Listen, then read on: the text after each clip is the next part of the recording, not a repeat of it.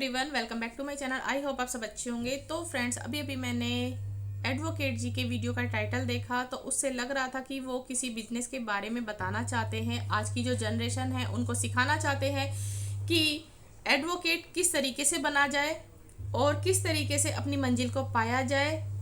तो मुझे लगा वो थोड़ा सा ज्ञान देना चाहते हैं आज की जनरेशन को, लेकिन मैंने जब उस वीडियो को देखा तो वो किसी और बिजनेस के बारे में बताना चाह रहे थे। तो मैं क्या समझूं, जो एडवोकेट हैं कि भाई उनके पास अब केस नहीं आते हैं। हमारा समाज जो है वो इतना सुधर चुका है कि अब केस आने बंद हो गए हैं, एडवोकेट की कोई कमाई नहीं होती है। तो जी बिल्कुल ऐसा ही लगता है मुझे तो, क्योंकि जैसे इनकी सिस्टर परेशान है अपने ससुराल वालों से और जो उनकी परेशानी है ये एडवोकेट होते हुए भी बहुत हद तक उसकी परेशानी को दूर नहीं कर पाते हैं। तो ये बिजनेस के बारे में बताते हैं कि एक बिजनेस है, वो इतने ज़्यादा ये फ़ायदे बताते हैं कि स्मार्टफोन होने की ज़रूरत नहीं है। आप जहाँ भी रहते हैं वहाँ से उसको बहुत आसानी से शुरू कर सकते हैं और 20,000, मात्र 20,000 से आप वो बिज़नेस शुरू कर सकते हैं। दूसरा इन्होंने ये भी बताया 50-100 रुपये की साड़ी आपको लोकल मार्केट में कहीं भी नहीं मिलेगी। आप वहाँ से परचेज कर सकते हैं और उसको ज़्यादा से ज़्यादा कीमत पे बेच सकते हैं। चाहे आप लोकल मार्केट में कहीं भी घूम आइए, इस रेंज की साड़ी आपको कहीं भी नहीं मिलेगी। तो इतने ज़्यादा इन्होंने फ़ायदे बताए। तो मैं एक चीज़ यहाँ पे कहना चाहूँगी कि कुछ टाइम पहले इनकी सिस्टर ने भी ये बिज़नेस के बारे में बताया था, जो कि इतनी परेशान है, जो कि ये कहती हैं कि भाई यूट्यूब से ही मेरी कमाई चलती है, बाकी मेरे पास और कोई साधन नहीं है। कल को अगर यूट्यूब बंद हो जाता है तो मैं चाहे झाड़ू पोछा करूँ, चाहे कुछ भी करूँ, मैं करूँगी, मजदूरी करनी पड़े, कुछ भी करना पड़े मैं करूँगी। लेकिन वो यूट्यूब को ही ज़्यादा बढ़िया बिजनेस बताती हैं। तो आपने देखा होगा जब इनकी बहन ने इसी बिजनेस के बारे में बताया था, साड़ियाँ पहन पहन के पोज दिए थे, तो अगर वो इतना ही अच्छा होता बिजनेस और इतनी ज़्यादा उसमें इनकम होती, तो जितनी ये परेशान है तो ये यूट्यूब को छोड़ते हुए उस बिजनेस को ज़रूर करती।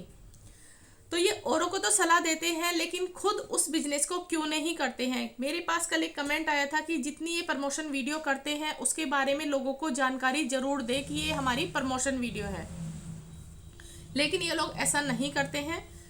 तो मैंने आज उसी के ऊपर ये वीडियो बनाई है। एक दो वीडियो और आई कि जो बार्बी डॉल है उनका भी वीडियो आता है इसी बिजनेस को लेके, वो भी औरों को बहुत ज़्यादा सलाह देती हैं, लेकिन आज तक उन्होंने इस बिजनेस को नहीं करा। वो सिर्फ दूसरों को ही सलाह देती हैं।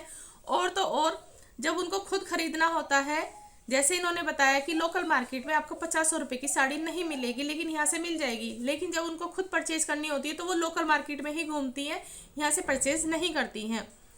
ठीक है। अब दूसरा, उन्होंने बातों बातों में एक वीडियो में अपनी फ्रेंड का प्रमोशन भी किया था। ये बोला था कि आप इन्हीं के यहाँ से मैं सूट मंगाऊंगी, जो इनकी देहरादून वाली फ्रेंड है, लेकिन इन्होंने वहाँ से सूट ना मंगा के अपने आप लोकल मार्केट से खुद के सूट खरीदे, लेकिन लोगों को दिखाया कि भाई मैं वहाँ से खरीदूंगी। तो ये सिर्फ एक लोगों को बेवकूफ़ बनाने वाला बिजनेस बताते हैं कि लोग वहाँ से खरीदें लेकिन हम लोकल मार्केट से ही खरीदें।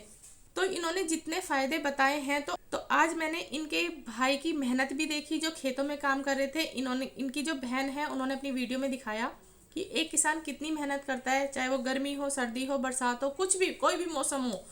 और तो और अभी कुछ टाइम पहले आप लोगों ने देखा होगा इन्हीं की वीडियो में बारिश हो रही थी और ये बहुत मज़े ले रहे थे उस मौसम में, क्योंकि किसान का बेटा, किसान का भाई होते हुए भी ये मज़े ले रहे थे उस मौसम के।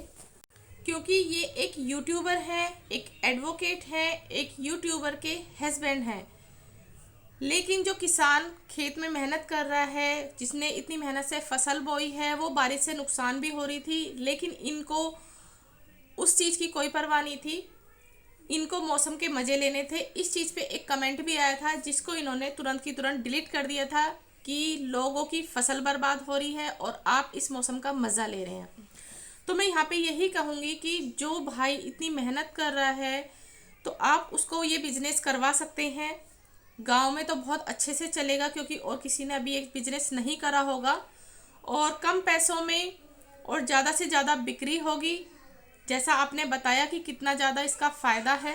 यही कहूँगी कि खेतों से कम मेहनत लगेगी इसमें, तो प्लीज़ आप पहले अपने घर से शुरुआत कीजिए, चाहे आप बहन को करवाइए चाहे भाई को करवाइए, पहले अपने घर से बिजनेस की शुरुआत कीजिए।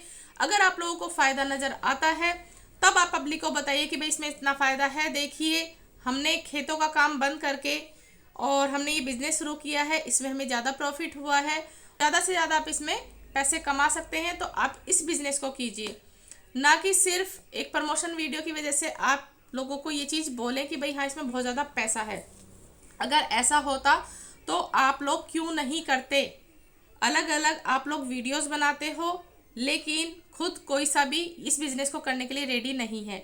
आप जो लोगों से बोलते हो कि मेरे 10,000 करवा दीजिए, मेरे 10,000 करवा दीजिए, इतनी बड़ी यूट्यूबर के हस्बैंड होने के बावजूद आपको ये चीज़ें बोलनी पड़ती हैं हर बार अपनी वीडियो में कि मेरे 10,000 करवा दीजिए, मेरे 10,000 करवा दीजिए।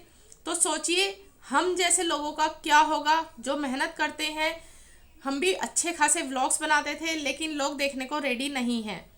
तो आप खुद ही देख लीजिए कि किस तरफ लोग ज़्यादा जाते हैं और किस तरफ लोग कम जाते हैं। अगर इस बिज़नेस में इतना ही प्रॉफिट होता तो जो इस बिज़नेस के ओनर हैं वो हर यूट्यूबर के पास जाके अपने बिजनेस की मार्केटिंग नहीं करवाते।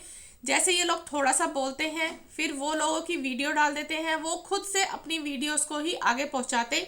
इन जैसे लोगों की हेल्प लेने की उनको ज़रूरत नहीं पड़ती। तो ये सिर्फ इनको मिलता है एडवर्टाइजमेंट करने का पैसा और आपको ये सिर्फ एक फ़ायदा बताते हैं ज़्यादा से ज़्यादा उस चीज़ को बता के कि इतना ज़्यादा प्रॉफिट है इतने ज़्यादा कम पैसों में। तो कुछ लोग बेचारे जो सीधे होते हैं वो बहुत जल्दी से फंस जाते हैं।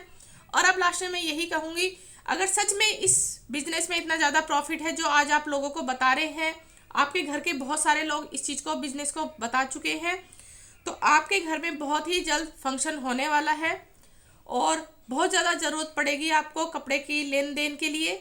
तो आप यहीं से ये बिज़नेस अभी से शुरू कर दीजिए और इस बिज़नेस को इतना ज़्यादा बढ़ावा दीजिए क्योंकि आपके जो मेहमान आएंगे उनको भी आपको कपड़े देने पड़ेंगे, तो ज़्यादा से ज़्यादा आपको प्रॉफिट होगा। उसके बाद आप लोगों को इस चीज़ की सलाह दीजिए कि हाँ घर बैठे मुझे इस चीज़ का कितना ज़्यादा प्रॉफिट हुआ है और अब हमारे घर में फंक्शन है तो हमें बाहर लोकल मार्केट से लेने की जाने की ज़रूरत नहीं पड़ी। 50-100 रुपये में हमने साड़ियाँ खरीद ली हैं और जो आने वाले मेहमान थे उनको दे दी हैं। तो कितना कमाल का बिजनेस है। ये ऐसा नहीं करेंगे, ये खुद इस बिज़नेस को नहीं करेंगे, ये सिर्फ आप लोगों को बताएंगे और आप में से 2-4 फंस ही जाएंगे और इनसे कांटेक्ट करेंगे ही करेंगे। और इसी टॉपिक पे मैंने पहले भी एक बहुत बड़ी यूट्यूबर के लिए वीडियो बनाई थी, ज्ञान मॉम, नाम तो उनका कुछ और है लेकिन मैं यहाँ पे लूँगी ज्ञान मॉम एंड ब्यूटी, आप समझ जाना इस चीज़ को। तो उन्होंने भी इस बिज़नेस के बारे में बताया था और भी 1-2 बिज़नेस बताए थे, लेकिन उनकी खुद की सिस्टर एक यूट्यूबर होते हुए अपनी सास की साड़ी लोकल मार्केट से खरीद के लाई थी।